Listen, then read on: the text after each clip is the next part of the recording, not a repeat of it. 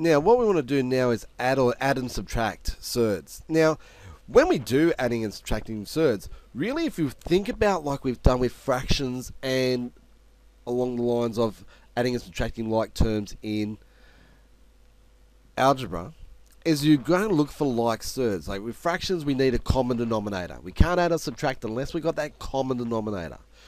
With algebra, we can't add or subtract unless we've got a like surd or that common, the like terms or that common term.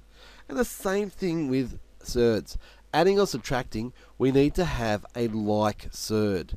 So something like the root 2, square root of 2 times the square root of 3. Root 2 plus root 3. That's as simplified as I can write it. I can't get any simpler than that because I can't add them. They're not like surds. So again, they can't be root 6 or root 5, and you can go and prove that. Like, have a look. Does root 2 plus root 3 equal root 5? You'll find that it doesn't equal root 5.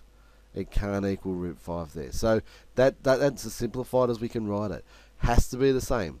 Just like if we had 6x plus 3x minus 7x, then we'd be able to add and subtract those. We'd have to have the square root of 2. So once I've got the same surd there, the root 2, I can just add my terms there. So 6 plus 3 is 9, minus 7 gives us 2 lots of root 2. Same with this one. Root 11, root 11, root 11, not a problem. 10 minus 6 is 4, plus 1 gives us 5 root 11. Same surd, I can add and or subtract the terms there. Looking at this one, again, we've got two different surds here. So I can simplify this part separately and this part separately. 10 root 5 minus 2 root 5 will give me 8 root 5. And plus 8 root 6 minus 7 root 6 will give us plus root 6.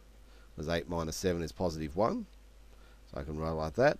But again, I can't simplify it any further. That's as far as I can go because I've got the square root of 5 is a different surd to the square root of 6. They're not the same. I can't put them together anyway. And then we look at the square root of 45 minus square root of a plus square root of 5. On the surface, that looks like I can't simplify that any further. Until I realise, well, wait on, can I simplify this surd? Remember, the square root of 45, root 9 times root 5. That will come down to 3 root 5. Well, that's simplified. I'm getting a root 5 there as well. A hint to look for is I've already got a root 5 there, and that I'm not going to be able to simplify that one. I might be able to simplify those ones down to the root 5. So if I look at 80, 5 lots of what would equal to 80, and you'll find that it's the square root of 16. Again, look for those perfect squares there. And that would give me 4 root 5. Because 16 is 4 times root 5. And we got plus 5, root 5 there, plus root 5 there. So 3 minus 4 plus 1, well, 3 minus 4 is minus 1 plus 1. That's going to come down to 0. Because 0 lots of root 5 is still 0. So we can if we need to simplify them first, go ahead, that's fine. But look for something that's going to be in root 5. There's the hint that those if we're going to simplify them with the root 5, then these two, a good chance of coming down to root 5. Not necessarily, but it might work out that way.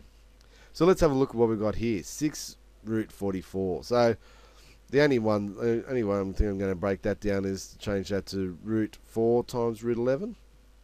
So there's one way to do it. Now, root 20, 11 is not going to go into that. So I'm not going to get a root 11. So again, what can go into it? 4 goes into it. 16 might go into it. I'm trying to think. We have to do a bit of a play around there. But we'll get the 4 times. So we've got 4 30s. 4 root 30. And I think that's going to be it. Square root of 4. Square root of 4 is going to be the biggest going to go in. Times the square root of 30. Then we got minus root 99. Well, that's not too bad. That's 9 root 9 times root 11. So I'm looking for that root 11 now. Now 270 again. 11's not going into 270, but can 30 go in it? It can. they're going to give me 3 times root 9 times root 30. So sometimes it's easy to pick which ones you're going to go with. Sometimes it's a little bit harder.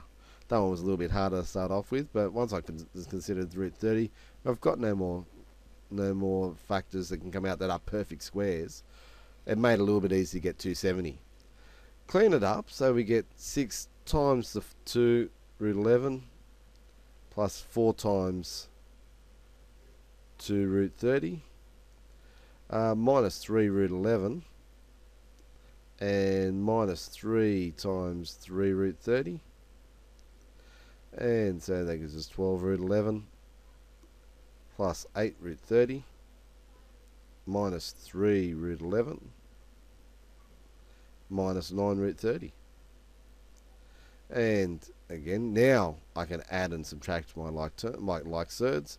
12 minus the 3 gives us 9 times root 11, and 8 minus 9 gives us minus 1 root 30.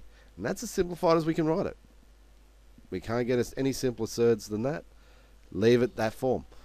It's like x and y. We couldn't add those two, but we can leave it in that form. So don't panic if you've got surds. You don't try and, again, like our algebra, don't try and force it into one surd. It doesn't. It's okay to have 2 or more surds there, as long as they aren't being able to be simplified any further and are not like terms like surds.